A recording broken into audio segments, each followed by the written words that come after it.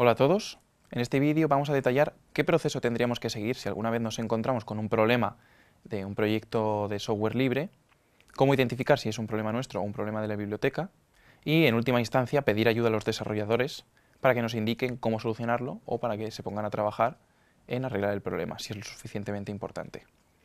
En este caso vamos a describir un problema que la comunidad KHM se encontró durante el desarrollo del curso con el notebook de IPython y las últimas versiones de Matplotlib, y vamos a ver cómo en muy poco tiempo los desarrolladores nos ayudaron a ver que el problema estaba en nuestro lado y que simplemente con una actualización pudimos solucionarlo.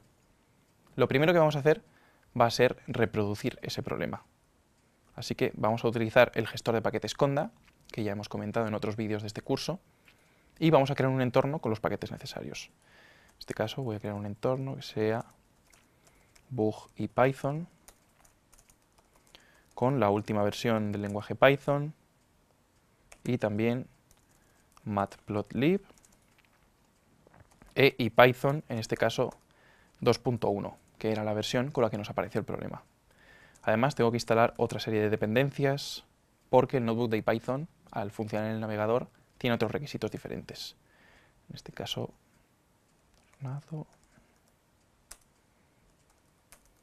y ya veremos si necesito alguna más. Bien, pues ya va a instalar todos los paquetes que le he pedido. Ya lo tengo, así que ahora voy a activar el entorno y a lanzar el notebook de IPython.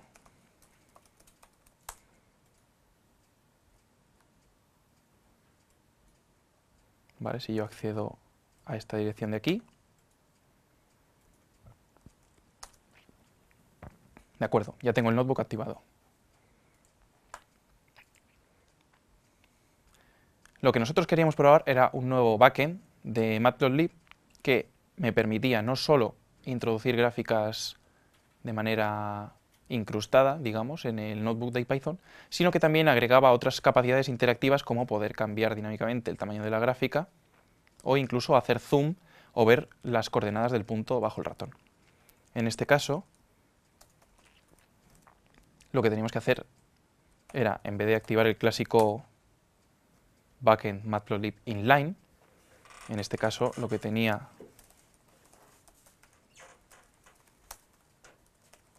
era una forma de pintar gráficas así, de manera integrada, pero por ejemplo al cambiar el tamaño de esto, se veía que la calidad se distorsionaba bastante, sobre todo si llegaba a tamaños muy grandes, y que no tenía la posibilidad de hacer zoom, por ejemplo, sobre la gráfica o ver cuáles eran las coordenadas de los puntos.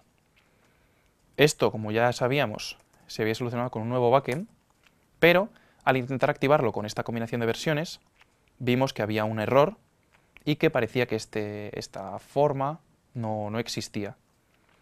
De tal forma que nos pusimos a buscar y lo primero que hicimos fue buscar en Google y ver si de alguna forma podíamos identificar cuál era el problema. En este caso la búsqueda fue infructuosa y no fuimos capaces de ver qué era lo que nos estaba pasando. En último término, uno de los miembros de KHM puso una incidencia directamente en el repositorio de Matplotlib. Si queréis saber más sobre qué es esta interfaz de GitHub o cómo se pondrían estas incidencias, no tenéis más que ver otro de los vídeos que hemos grabado en este curso. Aquí hicimos una cosa muy importante que fue describir con total precisión en qué entorno estábamos trabajando nosotros y cuáles eran nuestras versiones. Por ejemplo, aquí identificamos que estamos trabajando con Windows 8 y la distribución Anaconda y que estábamos usando la versión Matplotlib 1.4.3. Nosotros pensábamos que eso era todo lo que necesitábamos para usar el backend NBAGG, pero al parecer no era así. A continuación, describimos exactamente cuál era el error que estaba sucediendo y directamente pegamos cuál era la salida del notebook en ese momento. En cuestión de una hora, porque esto sucedió el 26 de febrero a las 17:46, pues el 26 de febrero, vamos, unos minutos después, uno de los desarrolladores comentaron que posiblemente actualizando la versión de IPython este problema se solucionaría. Y efectivamente, uno de los desarrolladores lo confirmó y dijo que hacía falta al menos IPython 2.4.1 para hacer que esto funcionase. Bien, dicho esto, nosotros fuimos aquí y podemos ver sobre IPython, aparte de ver la ayuda, no en este sitio, sino aquí, que estábamos instalando la versión de IPython un poco anticuada. Si retrocedemos un poco a ver cuál era la versión que teníamos exactamente,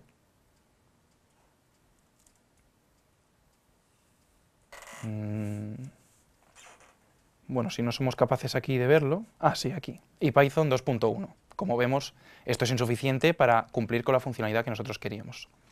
Pues lo que vamos a hacer es cerrar este notebook, apagarlo, y vamos a parar el servidor de IPython y a instalar la nueva versión utilizando conda update IPython, que ya vemos que se va a actualizar a la versión 2.4.1, y así comprobar si efectivamente este problema se soluciona. De nuevo, volvemos a lanzar el notebook de IPython,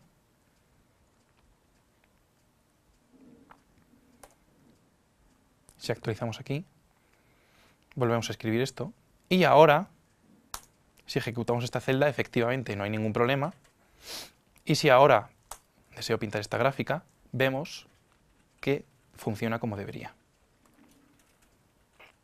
Nosotros efectivamente no solo tenemos esta gráfica incluida en el notebook, sino que además puedo cambiar su tamaño de manera dinámica, no se distorsiona como hemos visto antes, e incluso la relación de aspecto también puede cambiar,